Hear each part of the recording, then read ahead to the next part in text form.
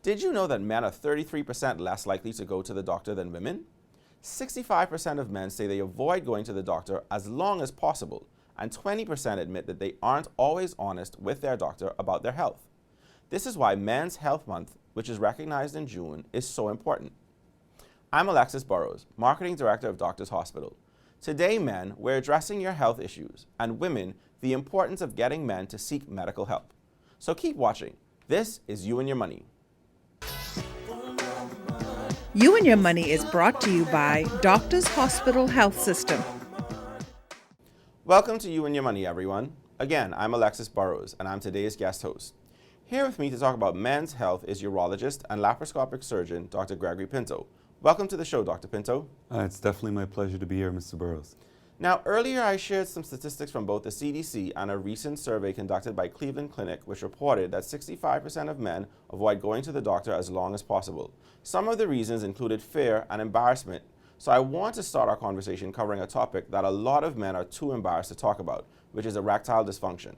It's reported that 1 in 10 adult males suffer from the inability to achieve and sustain an erection for sexual intercourse. So at what point does failure to get an erection become a problem, and how often is too often? The simple answer is that for any man, even one time is too many. But you have to understand that at one point in every man's life, they're going to have some amount of erectile dysfunction, particularly as you get older. In fact, in the last 20 years, there's been an onslaught of younger men who have had, for many reasons, including the readily accessible use of pornography, have had pornography-induced erectile dysfunction. But even one episode of erectile dysfunction puts a pressure on the man that he doesn't want to fail his partner, he doesn't want to fail himself. Many times when you have one incidence of erectile dysfunction, the female partner will start having either vocalize or even subconsciously feel that maybe their male partner is not attracted to them, maybe there's a sweetheart, maybe there's some discord in the marital between the marital bed itself. But that in itself can be self-defeating. So the man is going to be preoccupied with not having that occur again, and that in itself can cause erectile dysfunction to become a vicious cycle. But if you have more than one episode and you're concerned, it's always best to seek medical consult. Let's find out what the root cause is. It's always important to find what the root cause is, not just to treat the symptom, and then we can come to a solution. So, you mentioned some of the reasons earlier as to why men may have erectile dysfunction, but can you speak to, I guess, a broader list of what some of the reasons may be for a man developing the issue? So erectile dysfunction is a very complex issue. It has, it's multifactorial. There are many factors at play. Simplifying what an erection is, how do you get an erection? First of all, you have to look at the emotional, psychological, mental component. That's extremely important. I think not a lot is said about that, but that can be a very prominent cause of erectile dysfunction. Then we talk about the hormonal component. We're talking about the male hormone testosterone. You need to have a normal testosterone level or normal testosterone level to get an erection, to sustain an erection. Then we talk about the blood supply to the male member and the nerve supply to the male member. Erectile dysfunction, in fact, might be a precursor, might be an early warning sign of something more sinister going on, such as heart disease, early heart disease, or atherosclerosis, or it might be because you have a new onset of diabetes or uncontrolled diabetes or hypertension or hypercholesterolemia. So essentially, if you have erectile dysfunction, it may be some early warning sign that we need to solve that problem before something more sinister goes on in later years. Yeah. I know we've had that conversation before on the Doctors Hospital podcast about how it works as a marker for other issues that may be going on in the body. So how exactly would you go about diagnosing erectile dysfunction? Because you mentioned that someone may have a one-off instance, they may have weeks or months or even years, but what is the process for diagnosing erectile dysfunction? Well, first, obviously, you want to start with a thorough history, as we do when we ever see a patient. So you want to know what exactly medications that you're on, what surgeries you've had in the past, which allergies to any medications you may have, in terms of what medical illnesses. Are you taking the medications? So a lot of men in particular in this country, yes, they're being diagnosed with diabetes. Yes, they're being diagnosed with hypertension. They take the medication or they never take the medication, but they're not compliant. And that in itself can clue us into what potentially could be the problem. So obviously we're going to do a thorough history, we're going to do a thorough examination, we're going to do vitals, we're going to do routine bloods, we're going to make sure that your testosterone level, not just your total testosterone, your free testosterone level is in the right range. Make sure that there's no other issues in terms of high cholesterol, in terms of renal dysfunction. Make sure that you're not anemic, make sure that your prostate-specific antigen is in the normal range as well. So in essence, urologist has to be a private investigator. We need to find out what is the cause. In many cases, it's many causes that causes the erectile dysfunction. And then we need to treat the root cause. Right. If we just treat the symptoms, if we give you a little blue pill or something equivalent, yes, you may continue to get erections for another 2 years. But if the issue is uncontrolled diabetes, for example, if we don't treat that root cause, it's going to cause untold harm to your blood vessels, to your nerve supply, to your male member. And even the little blue pill is not going to help you in 6 months, 9 months, a year's time. It's going to affect other organs in your body as well. So we always want to treat the root cause, and in many cases, unfortunately, it's more than one cause. But the take-home message is that no matter what, and I always say this as my mantra, you can always rise again. Never give up hope. There's first line, second line, third line, fourth line treatments. No matter what, you can always rise again. Never give up hope that erectile dysfunction is something that you just need to live with. Okay. So we can't leave this topic without addressing, obviously, the other person in the room, which would be the female partner. What kind of advice would you give to a partner who may be having, their male partner has an issue with erectile dysfunction? What kind of support should they offer? So anytime we're dealing with erectile dysfunction, it's not just the male member. You need to have support. And obviously, if it's the female partner, the wife, they also need to be supportive because they're also going through this as well. So the goal is you want to get your erections back on track. You want to have good sustained erections. You want to make sure that you have spontaneous erections. Premature ejaculation is actually the most common form of erectile dysfunction. Not enough information is out there regarding premature ejaculation. 1 in 3 men of various ages is going to have premature ejaculation. That can be very frustrating. If you're going to orgasm within a minute, 2 minutes, that's going to be frustrating to both the male and the female. There's so many things as a urologist I can do to get you to 15 minutes, to get you to 18 minutes. So even if you're dealing with premature ejaculation, even if you're getting a good quality erection, but it's just not lasting, there are things that we can do to get you back on track. But you can't deal with this in silence. You need to have your partner support you. It has to be couples that you need to usually come in, and we need to address and get a solution to the problem. Dr. Pinto, we have to take a quick break, but we have a lot more to talk about. You're watching You and Your Money. We'll be right back. At Doctors Hospital, our lamp just got brighter. The Loyalty Advantage membership program now has 3 unique plans to choose from. From Lamp Prepaid with free prime care visits and service line discounts, Lamp Insured with copay waivers and 0 upfront collections at the ER and inpatient services, or our new Lamp Access, a free plan that offers 10% off labs, pharmacy, and imaging. Lamp has a plan for everyone. To sign up, visit our website or give us a call. Doctors Hospital, trusted and best care now. Whether you're battling a chronic condition or offsetting a new injury, Doctors Hospital's comprehensive rehab services offer the help you need now. 3 advanced facilities at Collins Avenue, Carmichael Road, in Cable Beach means your personalized plan for care is just a visit away. From physiotherapy to occupational therapy and speech and language pathology, our team approach is all about rebuilding together. For a full list of services, visit doctorshosp.com/rehabilitation. Doctors Hospital, trusted and best care now. Isn't your health worth it? Doctors Hospital's pharmacy introduces a new spin on prescriptions called Pick Up Now, Pay Later. That's right, you can collect your medications first and pay after. How does it work? Step 1, submit a prescription online. Step 2, select the pickup site. Step 3, collect your medication. And Step 4, pay online within 14 days. For more info, call us at 242-302-4785 or visit us at doctorshosp.com.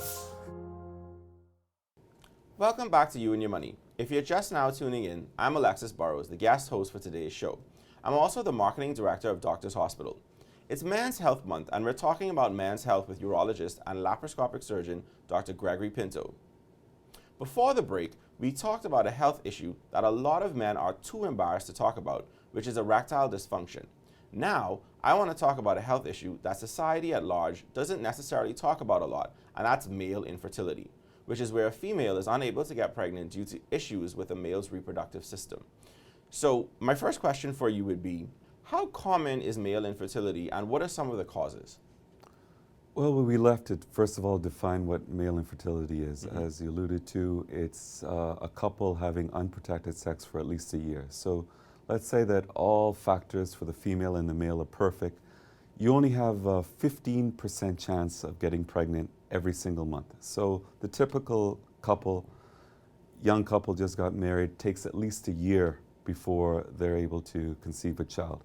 So if you are having issues and it hasn't been at least a year, you can even push it to a year and a half. Don't have any concerns. Okay.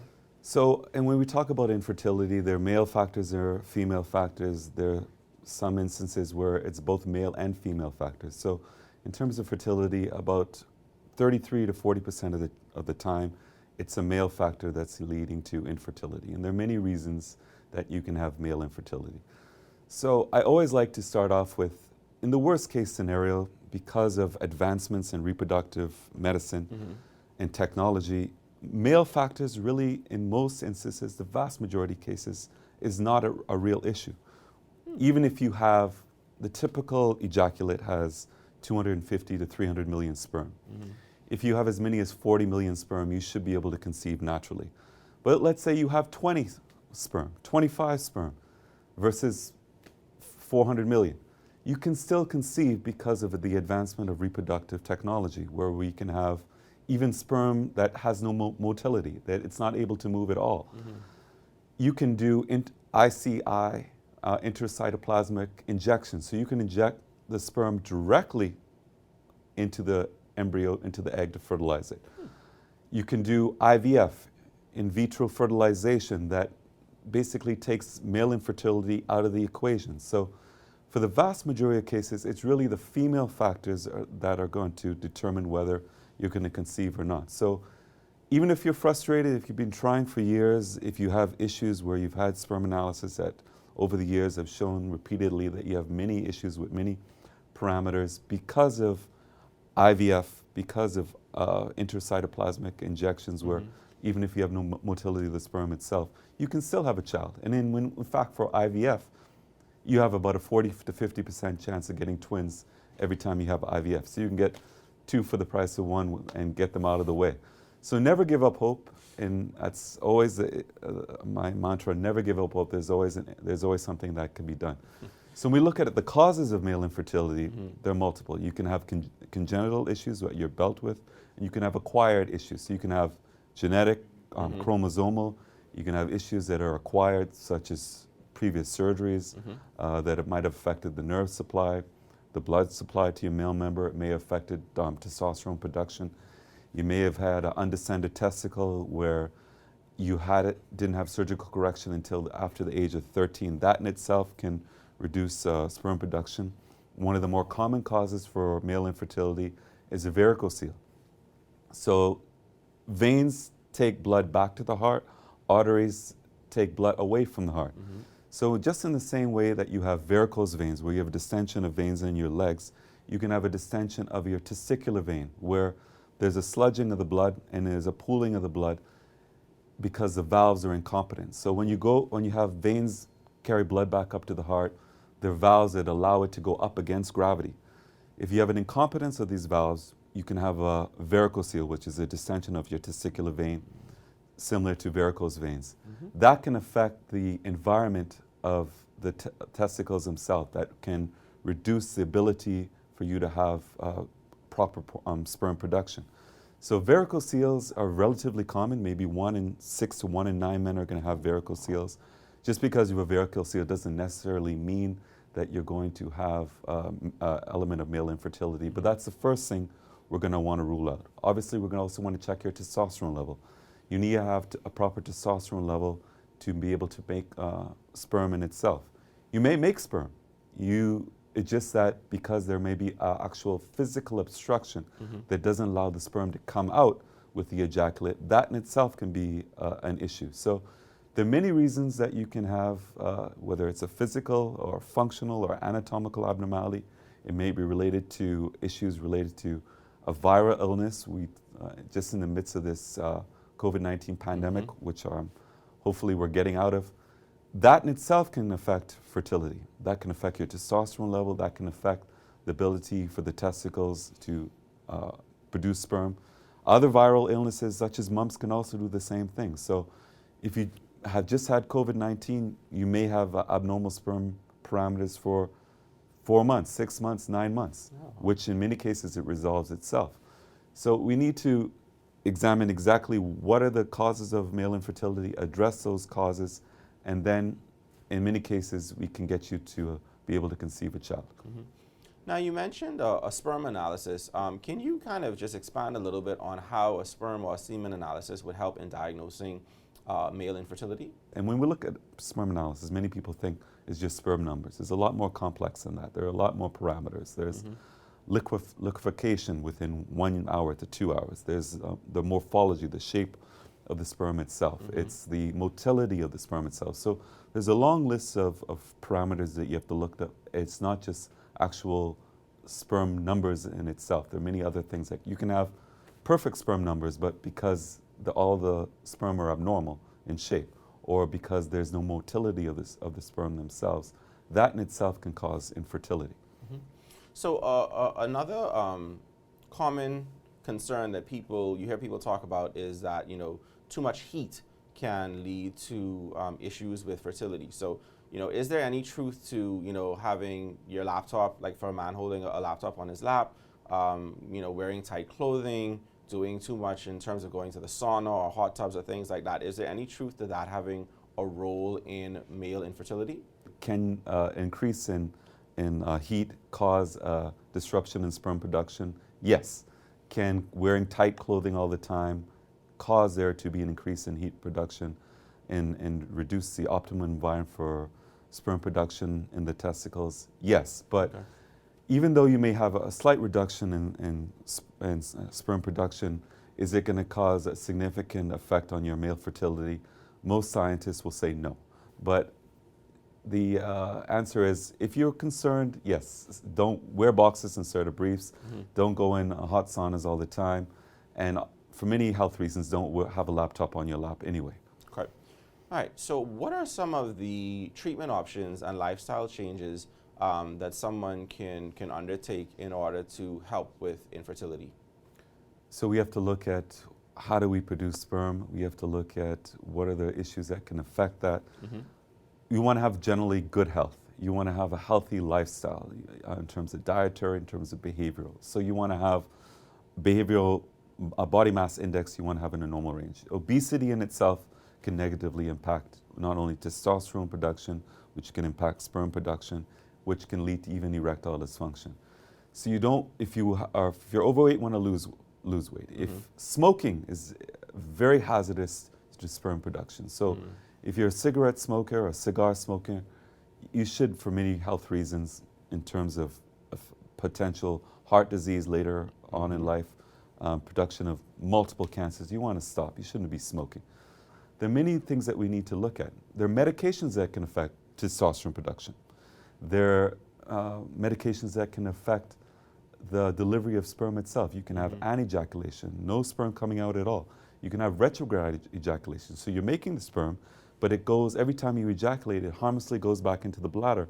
And after sex, it comes out in the urine. So obviously that's going to affect fertility. So we have to look at what medication you're on. We have to look at your lifestyle. We look at your body habitus. And we need to optimize your health and make sure that we can get you optimal male fertility. Right. That's some awesome information, Dr. Pinto. So we have to take a quick break, but when we get back, I want us to discuss an issue that's affecting over 60% of men over 50. This is You and Your Money. We'll be right back.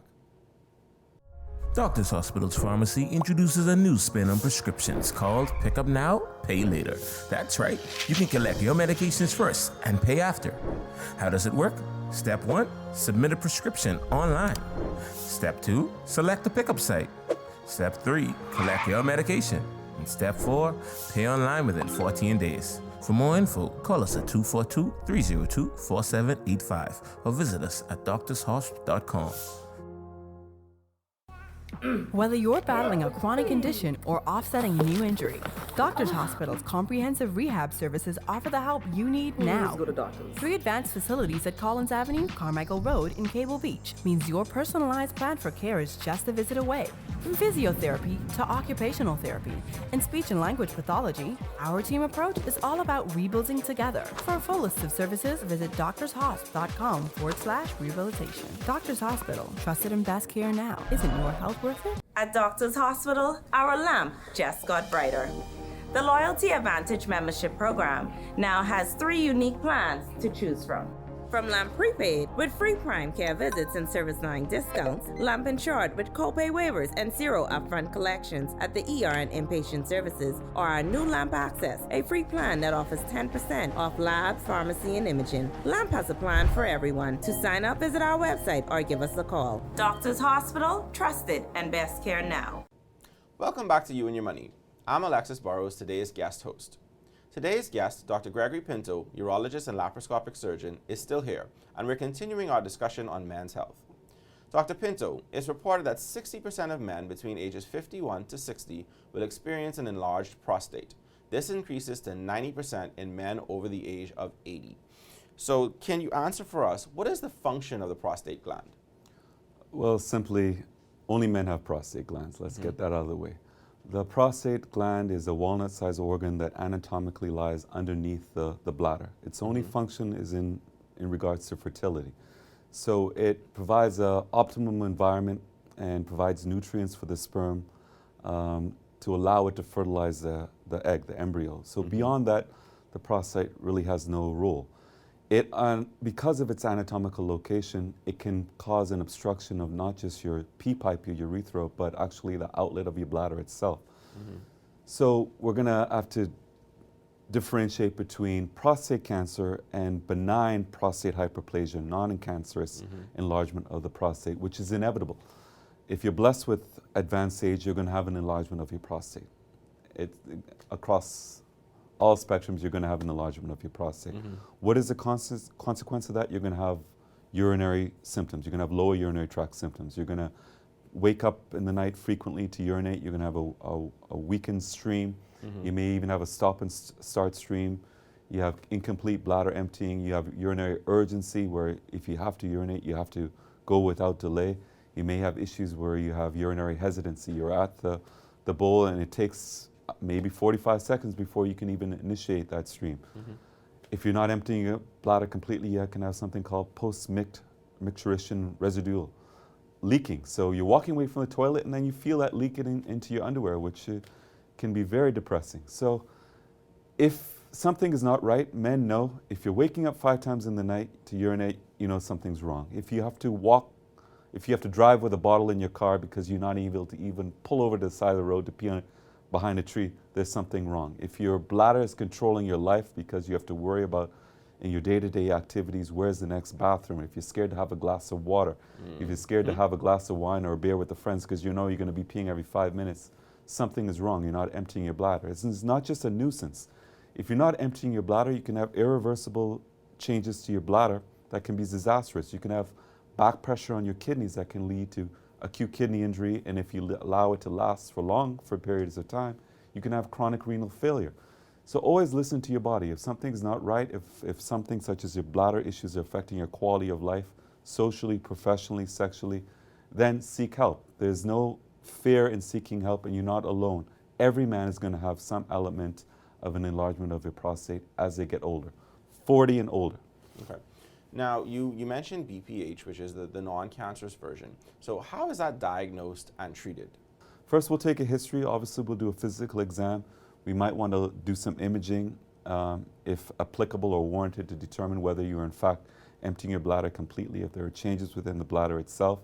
In many cases, we'll do a cystoscopy, which is a 2-minute painless in-office procedure where we look inside the bladder itself to see if there are any changes of chronic incomplete bladder emptying. We can estimate the size of the prostate and determine how obstructive it is, and then we go from there. But there's always a solution. In fact, there are many medications that can give you back your quality of life, allow you to only wake up once in the night to urinate, allow you to have that good stream of urine, to make sure that you can go 3 or 4 hours without having to worry about where the next bathroom is. Right. You know, and obviously, I imagine people want to know even more about the next part of this conversation, which is, you know, how can you help to prevent prostate cancer? So unfortunately, we have all the risk factors in our society for not just a high level of prostate cancer and in terms of high incidence. So prostate cancer is the #1 cancer in this country, far exceeding the numbers of breast cancer. So when we look at the population as a whole, what is the #1 cancer? It's prostate cancer.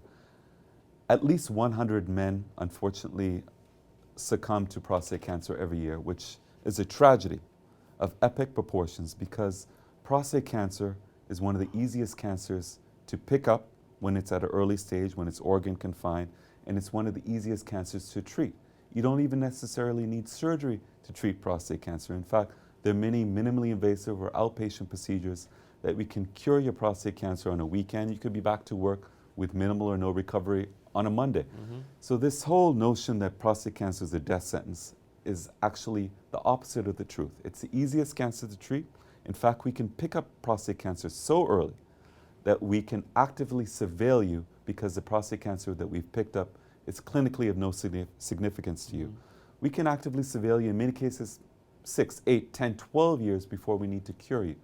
So prostate cancer is not a death sentence. You need to have surveillance of prostate cancer because of the risk factors such as advancing age. That's the #1 risk factor for prostate cancer. African ancestry, unfortunately, is one of the greatest risk factors for prostate cancer. We have the 14th highest incidence of prostate cancer in the world. Obesity in itself, and we have an overwhelming number of men who are obese, that in itself will put you at greater risk for having a more aggressive form of prostate cancer as well. But we're, as Bahamian men, as Bahamian residents, we're our own worst enemy, because we don't seek annual prostate cancer screening, which only requires a prostate-specific antigen blood test every year starting at the age of 40. There's some people that they're genetically predisposed. Those people, we got to start screening at the age of 35. And we need to be very diligent in picking up prostate cancer early. For some men, unfortunately, because of genetic reasons, it's almost inevitable they're going to get prostate cancer. So we need to be on top of them, pick up prostate cancer early, and then we can offer them as many as 6 or 7 different treatment modalities that can give them an excellent cure rate. So getting prostate cancer could be a little bump in the road where we can cure you, in many cases, in an hour procedure as an outpatient, minimally invasively, and get you back on track as if nothing happened. Too many men in this country we're diagnosing too late, when we can do the opposite. We can diagnose them when it's clinically insignificant, and we can just monitor you and treat you when that prostate cancer becomes of some clinical significance. Right. Wow, this has been an awesome amount of information that we've gone through today. Thank you, Dr. Pinto, for joining the show. We've covered so many topics that are near and dear to the hearts of men. So I want to thank you for joining You and Your Money today. It's always my pleasure to be here. Knowledge is key. Never avoid your annual physical examinations for many reasons. If you have erectile dysfunction, please don't suffer in silence. There's always something that you can do to rise again, no matter what the circumstances, no matter how long you've been on the sideline and your erections have been failing you. Male infertility, please don't let that be a depressing issue. You can always have a child, no matter what, because of the advances of reproductive technology. And if you have any urinary issues, if you're having the bladder control your life, we can always get you back on track. Prostate cancer screening is imperative in this society because we have all the risk factors. Please get your annual PSA blood test every single year. Thanks again, Dr. Pinto. A critical component of our conversation today was the need for regular checkups and screenings. Doctors Hospital offers annual visits and checkups at multiple locations, including Centerville Medical Center and our micro center at Carmichael Road. Interested individuals can book appointments online for either location by visiting www.doctorshosp.com or by calling CMC at 302-3250 or Carmichael at 302-3270. It has been a pleasure hosting today's show. Don't forget to follow You and Your Money on social media and tune in next week for another exciting show. Thanks for watching. And that concludes tonight's episode of You and Your Money. Tune in next week for another great show.